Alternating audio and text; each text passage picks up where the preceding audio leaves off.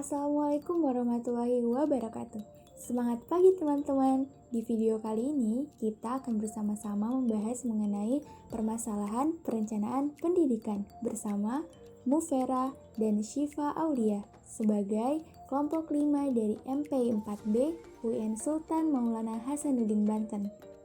Ikuti terus videonya ya. Dalam perencanaan tidak asing dengan kata menemukan permasalahan. Di segala bidang pasti menemukan permasalahan, khususnya di bidang perencanaan pendidikan. Dengan demikian, di sini saya akan menjelaskan tentang ruang lingkup permasalahan perencanaan pendidikan.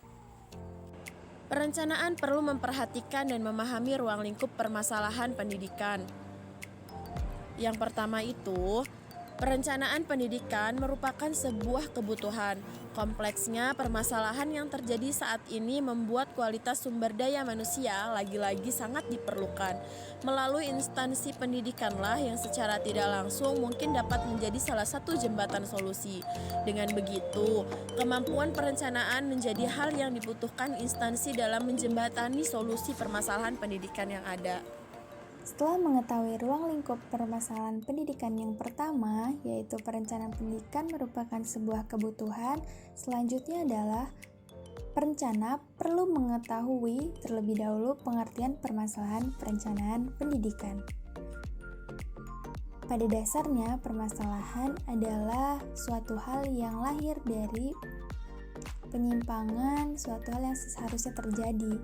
Maka sudah semestinya perencana mengetahui apa sih sebenarnya perencanaan pendidikan, termasuk di dalamnya adalah karakteristik, dimensi, dan kendala-kendala dalam perencanaan pendidikan. Baik, selanjutnya lebih detail lagi mengenai karakteristik perencanaan pendidikan. Sebagaimana diketahui bahwa karakteristik memiliki arti yaitu ciri atau sifat khusus dari sesuatu, dalam hal ini yaitu perencanaan pendidikan. Apa aja sih diantaranya? Yaitu pertama, proses yang rasional. Proses rasional ini dikarakteristikkan sebagai pengembangan yang terorganisasi dari kegiatan masyarakat. Yang kedua yaitu berkaitan dengan tujuan, cara, proses, dan kontrol. Sudah pasti dalam perencanaan membutuhkan unsur-unsur di dalamnya yaitu seperti tujuan, cara, dan lainnya. Yang ketiga itu konsep yang dinamis. Konsep dinamis ini berdasarkan pada perubahan-perubahan masalah yang ada di sekitar yang dapat berubah kapan saja. Jadi, rencana yang disusun lentur dan meminimalisir terjadinya penyimpangan. Yang kelima, yaitu berorientasi pada masa depan dan analisis komprehensif masa kini. Jadi, rencana yang ada harus memiliki sifat yang memperhatikan masa yang akan terjadi di masa depan dan harus mampu menganalisis secara detail terkait dengan apa yang terjadi di masa kini. Setelah mengetahui karakteristik perencanaan pendidikan, maka selanjutnya seorang perencana perlu mengetahui dimensi perencanaan pendidikan itu sendiri, yang mana merupakan ukuran besaran atau tingkat dari masalah perencanaan pendidikan. Di antaranya yang pertama yaitu signifikan, yang berarti tingkat kebermaknaan. Yang kedua yaitu visibility, terkait dengan kelayakan teknis dari perencanaan. Yang ketiga yaitu relevan dengan implementasi rencananya. Yang keempat yaitu definitiveness, di mana ini mengurangi atau upaya pengurangan meminimalisir kejadian yang tidak terduga atau yang tidak diharapkan. Mungkin hal ini bisa dilakukan dengan teknik simulasi. Yang kelima yaitu parsimoniousness, di mana perencanaan itu perlu digambarkan secara sederhana Selanjutnya yaitu dimensi perencanaan pendidikan juga harus adaptif, dalam hal ini dinamis terhadap perubahan sehingga dapat meminimalisir terjadinya penyimpangan. Yang ketujuh yaitu dimensi waktu. Tentu dalam rencana kita terikat oleh waktu. Dan yang ke-8 yaitu monitoring. Ini monitoring terkait dengan pengawasan terhadap implementasi komponen perencanaan apakah sesuai dengan kriteria atau tidak. Yang ke-9 yaitu subject matter. Di sini adalah pokok-pokok inti dari rencana, meliputi seperti sasaran, tujuan, program, dan keterkaitan sosial lain yang terkait dengan rencana ini. Selain itu, untuk memahami pengertian permasalahan perencanaan pendidikan, perencana juga perlu memahami kendala perencanaan pendidikan. Yang pertama yaitu politik. Dalam kebijakan pendidikan yang telah diputuskan tentu melalui proses perpolitikan, di mana merupakan keputusan dari berbagai pihak yang terkait. Dalam hal ini dapat menjadi kendala karena bisa saja rencana yang direncanakan atau yang ingin diputuskan itu diperdebatkan dalam meja perpolitikan. Selanjutnya yaitu ekonomi. Dalam perencanaan pendidikan tentu melibatkan yang namanya anggaran. Hal ini berkaitan dengan perekonomian, yang mana perekonomian juga terikat oleh waktu atau periode tertentu dalam memenuhi perekonomian tersebut, sehingga hal ini dapat menjadi kendala dalam perencanaan pendidikan. Setelah mengetahui karakteristik, dimensi, dan kendala yang dihadapi dalam perencanaan pendidikan, sudah semestinya perencana menyadari jika terdapat penyimpangan dari apa yang tidak seharusnya terjadi. Baik, selanjutnya kita akan membahas terkait dengan sejarah perencanaan pendidikan. Dengan mengkaji sejarah, seseorang perencana dapat belajar perspektif baru untuk menghadapi berbagai perubahan di masa kini maupun masa depan. Mengingat masalah yang dihadapi di masa lalu tentu berbeda dengan yang dihadapi di masa selanjutnya. Adapun perkembangan pendidikan berjalan seiring juga dengan perkembangan pembangunan, sehingga kita dapat mempelajari melalui historis tersebut.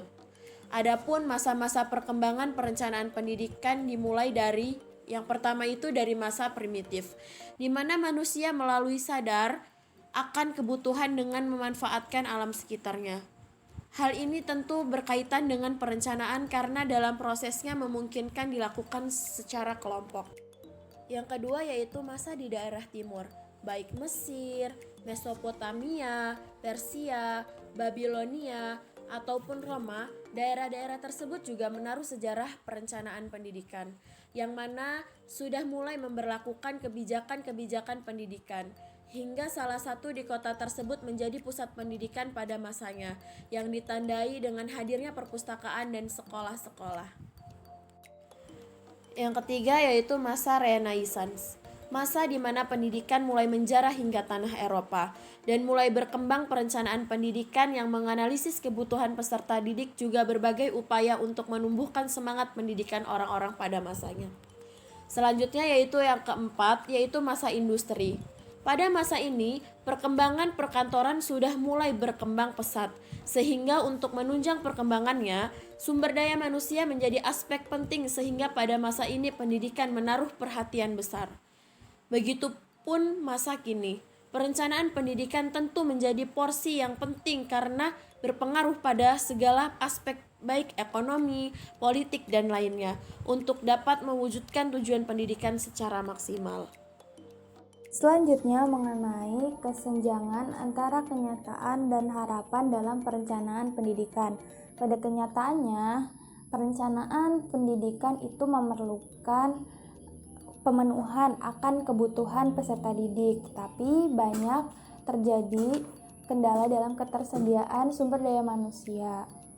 Selain itu juga dikendalikan atau dipengaruhi oleh sosial politik, juga ekonomi. Di balik hal itu, pada dasarnya perencanaan pendidikan diharapkan mengandung nilai-nilai positif sehingga mampu berpengaruh pada aspek-aspek baik politik, sosial, ekonomi di antara masyarakat. Dan yang kedua, yaitu dengan perencanaan yang memusat pada masyarakat ini diharapkan menjadi jembatan antara program-program yang ada dengan kondisi masyarakat, sehingga dapat dipenuhi segala kebutuhan masyarakatnya. Baik, yang selanjutnya kami akan membahas tentang sumber daya dan hambatan dalam perencanaan pendidikan, di mana kita ketahui bersama bahwa unsur yang paling penting dalam perencanaan pendidikan adalah manusia. Manusia adalah sebagai sumber daya utama dalam perencanaan pendidikan. Di dalam perencanaan pendidikan, kita juga perlu adanya identifikasi sumber daya dan hambatan perencanaan pendidikan. Berikut adalah identifikasinya. Yang pertama adalah individu. Perencanaan pendidikan dipandang perlu memiliki sumber daya manusia yang dapat mengembangkan mental dan fisiknya, sehingga mampu menyediakan kebutuhan antara dirinya dan lingkungan yang saling terkait. Sedangkan kebutuhan dasar yang terdiri atas 3 prinsip pokok dapat menjadi hambatan individu tersebut, antara lain dalam hal mempertahankan, memperbaiki atau meningkatkan, serta menyempurnakan keinginan rencana demi sebuah keputusan. Yang kedua yaitu identifikasi lembaga dan institusi pendidikan. Terdapat 2 hambatan yang teridentifikasi dalam institusi pendidikan. Yang pertama itu adalah konflik internal para calon perencana terhadap penetapan sasaran.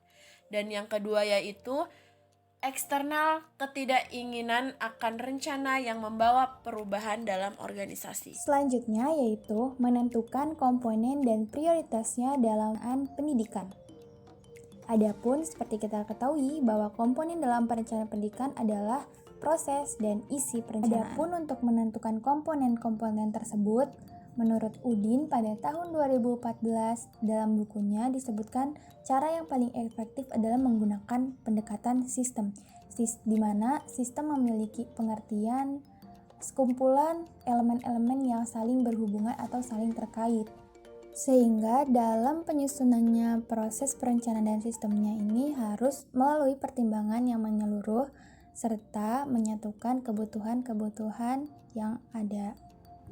Adapun manfaat dari pendekatan sistem pada perencanaan pendidikan ini yaitu memudahkan perencana dalam membuat strategi, mengevaluasi peluang rencana, menguji penggunaan sumber daya, dan juga dapat meminimalisir penggunaan waktu.